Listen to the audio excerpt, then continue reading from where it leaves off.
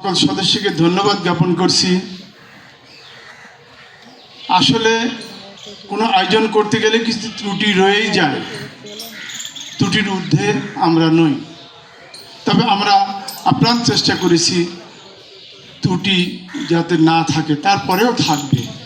এই জন্য যদি কোনো ত্রুটি হয়ে যায় তাহলে আয়োজক কমিটির পক্ষ থেকে, অর্থাৎ এই আজকের অনুষ্ঠান আয়োজক কমিটির যে সদস্যবৃন্দ রয়েছেন, বিশেষ করে সদস্য সচিব হিসাবে অ্যাডভোকেট পান্না খুব অক্লান্ত পরিশ্রম করেছে, তার পাশাপাশি আরও অন্যান্যরাও পরিশ্রম করেছে।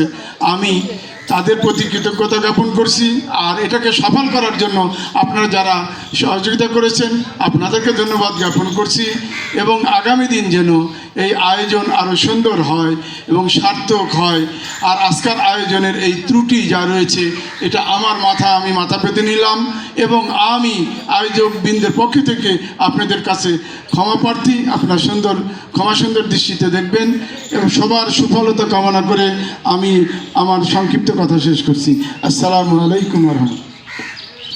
ধন্যবাদ। আমি